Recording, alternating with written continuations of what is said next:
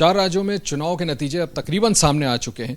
मध्य प्रदेश और कांग्रेस में कांग्रेस को बड़ी हार का सामना करना पड़ा, ऐसा लग रहा है। हमारे साथ कांग्रेस के वरिष्ठ नेता संदीप दीक्षित जी। सर, कल मैं आपसे बात कर रहा था, आप मध्य प्रदेश के बारे में कह रहे थे, लाडली योजना से शायद आप लोगों को बड़ा नुकसान हो रहा था।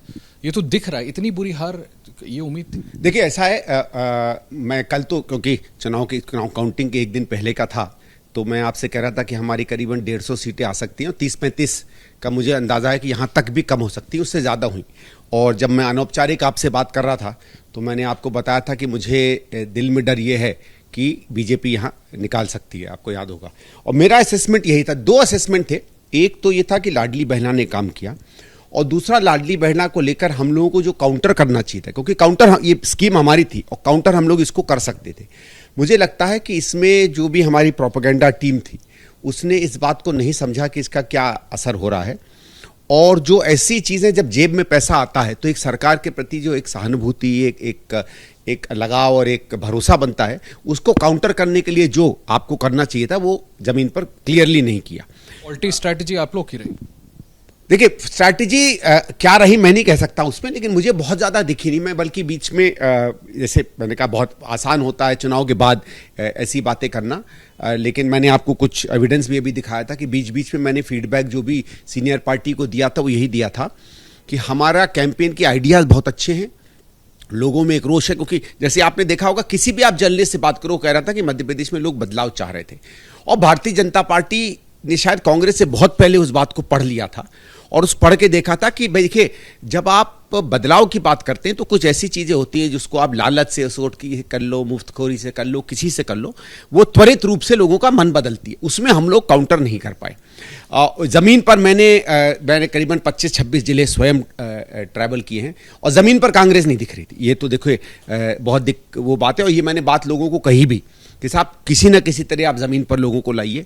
अब क्या कारण था, क्या नहीं कारण था, ये मैं नहीं जान सकता हूं, लेकिन इतना मैं कहूंगा कि जो मुझे सबसे ज़्यादा निराशा वो इस बात से हुई है कि कांग्रेस के काफ़ी सीनियर लीडर्स मध्य प्रदेश में हैं।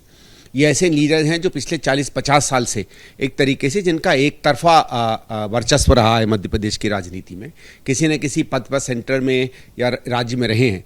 वो लोग अगर इस बात को ना पढ़ पाएँ और इस बात को अगर पढ़ पाए तो उसको काउंटर ना कर पाएँ, तो ये दिखाता है जैसे कि भाई अब वो ईरा खत्म हो गई है। उनकी समझ, उनकी सोच, उनकी पॉलिटिक्स करने के तरीके की ईरा खत्म हो गई है।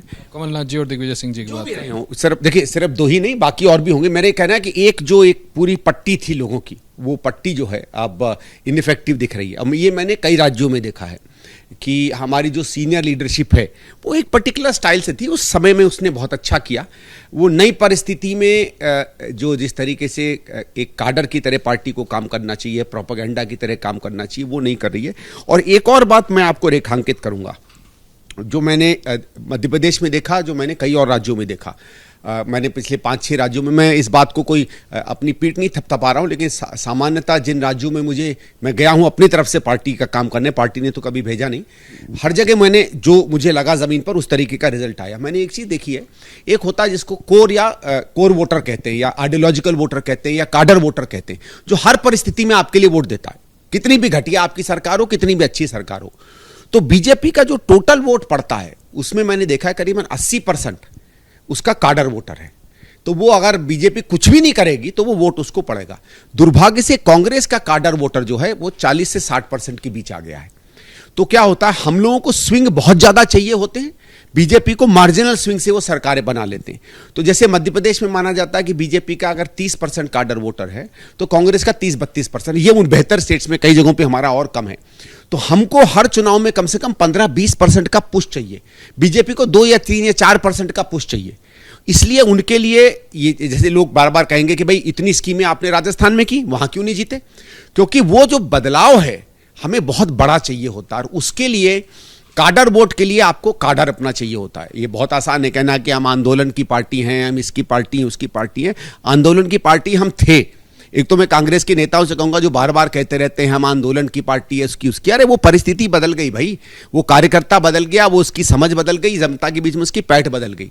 हमें नए कार्यकर्ताओं के निर्माण में और उनको संदेश देकर, कांग्रेस की नीतियों को समझाकर जो एक प्रयास करना चाहिए, वो बहुत हद तक आशीष जी नैपिंग है। और इसमें मैं चाहूंगा कि इन चुनाव को पढ़ के, कोई निराशा की बात नहीं है। देखिए, राजस्थान तो नोन था कि जा रहा है, मध्य प्रदेश आश्चर्य की बात है। उम्मीद यह है कि सुना है तेलंगाना में अच्छा कर रहे हैं और छत्तीसगढ़ में भी सरकार निकल जाएगी, कुछ जद्दोजहद चल रही है। लेकिन अच्छा काम करके आप छत्तीसगढ़ में भी क्यों संघर्ष की स्थिति पर आ रहे हैं और जीता हुआ चुनाव मध्य प्रदेश में क्यों हार रहे हैं, इस पर आपको विश्लेषण उनसे नहीं करना पड़ेगा जो चुनाव मैनेज कर रहे थे। हमारी बहुत बड़ी गलती है। जिन लोगों के कारण हम हारते हैं, ये नहीं कह रहा हूं अच्छे बुरे, उन्हीं लोगों की आप रिपोर्ट कर देते हैं। और कम से कम 15-20 साल मैं जब सक्रिय राजनीति में कांग्रेस में रहा हूं, मैंने किसी भी चुनाव के हार या जीत का विश्लेषण आज तक होते नहीं देखा। मैं आपको उदाहरण देता हूं, दिल्ली में 2013 में कांग्रेस हारी, पूरी तरह हारी, बल्कि हारी ही नहीं, एक तरीके से लोगों ने बिल्कुल रिजेक्ट कर दिया। मेरा यह कि 15 साल आप अच्छी सरकार देते हैं, बहुत अच्छी सरकार देते हैं, आज उसकी तारीफ होती है, आप इतनी बुरी तरह हारते हैं। अरे कहीं बैठ के विश्लेषण तो कर लेते, क्या सीएम खराब थी, या उनका काम सही नहीं था, या पार्टी ने ठीक काम नहीं किया, या माहौल खराब था, जो भी कारण हो।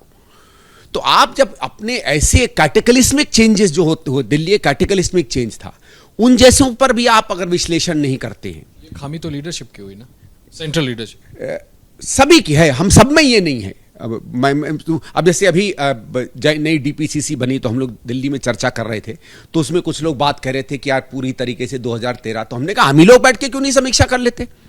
पार्टी में जो जैसे बार बार कहा जाता है फोरम्स हैं, हम अपने फोरम बनाकर उनको गंभीरता से लेते क्यों नहीं है। हमारे लिए हर फोरम केवल एक औपचारिकता क्यों बनता है। मैं केवल ये कह रहा हूं, ज्यादा वो नहीं भाई। आफ्टरऑल आज आप तेलंगाना में कहीं नहीं थे, आप जीते ना तेलंगाना। तो अगर आप तेलंगाना जीत सकते हैं, आप हिमाचल जीत सकते हैं, आप और राज्य जीत सकते हैं, कर्नाटक जीत सकते हैं, तो मध्य प्रदेश है, राजस्थान है, छत्तीसगढ़ है, इनमें भी तो आप बलशाली रूप से वापस आ सकते हैं। ऐसा तो नहीं है। सर, क्या ये कहना सही होगा कि कांग्रेस मध्य प्रदेश में जीता हुआ चुनाव हार गई? 100%।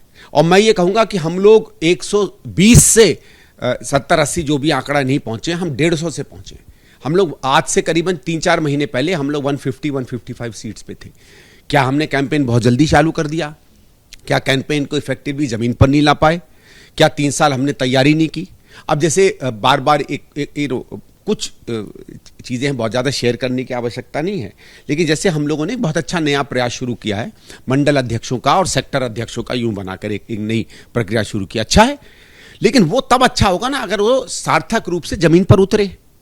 ठीक है, अब रिपोर्ट्स आ गई कि साहब 60% या 70% जगहों पे बन गए हैं। मैंने जो देखा उल्टा था, 30-40% जगहों पे बने थे। तो अगर पार्टी को ही नहीं पता है और कोई 30-40% जगहों पे आपने नया संगठन बनाया, गलत बात नहीं है, अच्छी है। अगले राउंड में फिर 30-40 कर दीजिए, तो आप 60-70-80% जगहों पे आप अच्छा अपना संगठन बना लेंगे।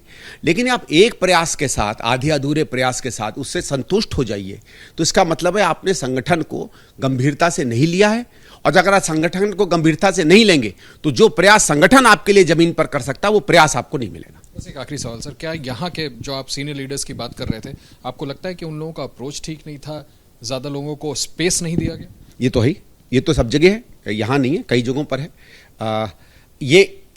ये कोई ये मत कहिए कि सिर्फ मध्य प्रदेश के नेताओं की, ये एक पुराना कल्चर रहा है।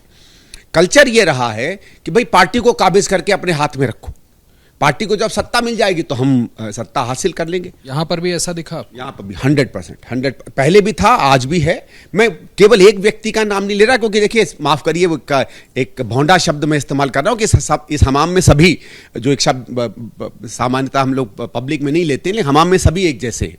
और पार्टियों में भी है, बट और पार्टी अच्छा करें बुरा करें हम उसमें नहीं जाते। और ये भी यही है कि ये बीमारी को यूनिक है कांग्रेस को, लेकिन क्योंकि कांग्रेस आज संघर्षरत है, आज लोग चाहते हैं कि कांग्रेस प्रबल रूप से सामने आए, हमारे साथ बार बार वो हमारे साथ आके खड़े भी हो रहे हैं। पर अगर लोग हमारे साथ खड़े होना चाह रहे हैं और हम उनको अपने साथ खड़ा नहीं कर पा रहे हैं, तो इसका मतलब है कि उनके साथ जो हमारा संवाद है वो उन शब्दों में नहीं जा रहा जो शब्दों की उनको आवश्यकता है। और हमारे लीडरशिप का जो एक आकर्षण होना चाहिए, वो अभी स्टेट्स में नहीं बन रहा है। शुक्रिया हमसे बात करने के लिए। लोग कांग्रेस पार्टी से जुड़ना चाहते हैं, लेकिन लीडरशिप का जो स्टेट्स में आकर्षण लोगों के प्रति होना चाहिए या उनका लीडरशिप के प्रति, वो आपस में नहीं जुड़ रहा है। कई ऐसी चीजें हैं जिस पे इंट्रोस्पेक्ट करने की जरूरत है। संदीप दीक्षित का कहना है कि एक प्रॉब्लम कांग्रेस पार्टी के साथ ये भी है कि अगर किसी राज्य में हार होती है तो ईमानदारी के साथ उसका आकलन भी नहीं किया जाता, जो कि बहुत जरूरी है। कैमरामैन मनोज के साथ आशीष कुमार सिंह, एबीपी न्यूज, भोपाल।